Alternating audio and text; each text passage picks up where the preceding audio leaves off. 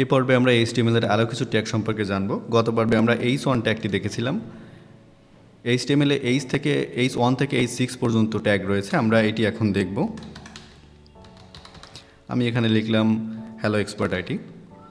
তো এটি h1 ট্যাগের ভিতরে আছে। আমি এটিকে ডুপ্লিকেট করি, আমি Ctrl+C দিয়ে কপি করলাম এবং একটি লাইন পরে পেস্ট করতে থাকলাম। আপনি 1 বাই 1 এখানে লিখতে পারবেন। এখানে h2, h3, h4, h5 এবং h6 ট্যাগ রয়েছে। h6 ট্যাগ আমি এখানে লিখলাম।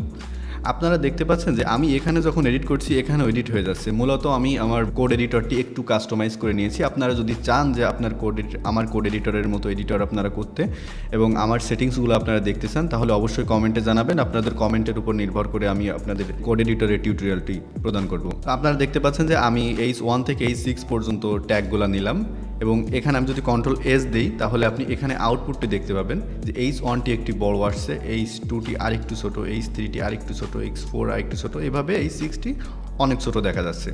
এরপর আমি দেখাবো পি ট্যাগের কাজ। পি ট্যাগ মূলত প্যারাগ্রাফের জন্য ব্যবহার করা হয়। আমি পি ট্যাগটি ওপেন করি এবং ক্লোজ করি।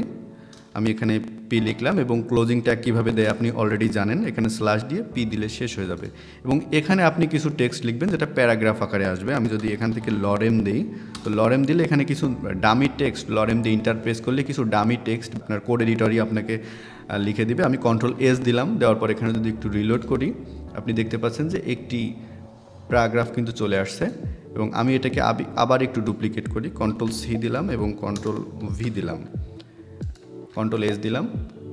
আপনি দেখতে পাচ্ছেন যে এখানে ডুপ্লিকেট হয়ে গেছে। তো এভাবেই মূলত প্যারাগ্রাফটি লেখা হয়, কিন্তু এখানে একটি সমস্যা আছে। আপনি যদি চান যে এখানে ভিতরে আপনি একটু স্পেস দিবেন বা আপনি একটু অন্যভাবে লিখবেন, যেমন আমি একটু এলোমেলো করে দিই জিনিসটা, আমি একটু এলোমেলো করে দিলাম, Ctrl+S দিলাম এবং রিলোড করলাম, কিন্তু দেখেন এখানে কিন্তু সেই প্যারাগ্রাফের মতোই আছে। এটি করার জন্য আপনার আলাদা একটি ট্যাগ রয়েছে যে আপনি যেমন লিখবেন তেমনই দেখা যাবে। এটি করার জন্য প্রি নামে একটি ট্যাগ রয়েছে।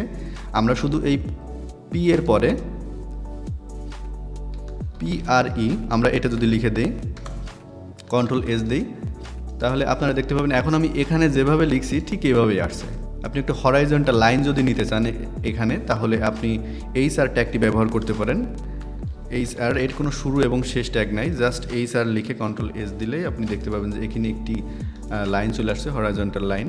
গত পর্বে বলেছিলাম যে সব ট্যাগেরই কিন্তু ওপেনিং এবং ক্লোজিং হয় না। যেমন আপনি যদি চান এখানে একটা লাইন ব্রেক দিবেন, আমি যদি একটু ইন্টার দিই এবং Ctrl+S দিই, আপনি দেখতে পাবেন যে এখানে কোনো পরিবর্তন হয়নি। এর কারণ হলো এইভাবেই প্যারাগ্রাফ ট্যাগটি কাজ করে না। আপনি যদি লাইন ব্রেক করতে চান সেক্ষেত্রে আপনাকে লাইনের শেষে BR ট্যাগটি দিতে হবে। BR ট্যাগ আপনি যদি দেন তাহলে মাঝখান থেকে এটি লাইন ব্রেক হবে। আপনি দেখতে পাচ্ছেন যে এখান থেকে লাইনটি কিন্তু ব্রেক হয়ে গেছে। আমি যদি আরও একটি BR দিই, এখানে Ctrl+C দিয়ে Ctrl+V দিলাম, Ctrl+S, আপনি দেখতে পাবেন যে আরেকটি লাইন কিন্তু এখানে বেড়ে গেল, মানে একটি স্পেস আসলো। আপনি এখানেও একটি BR ট্যাগ দিতে পারেন।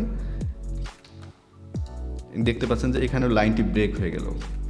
ধন্যবাদ সবাইকে, দেখা হচ্ছে পরবর্তী পর্বে।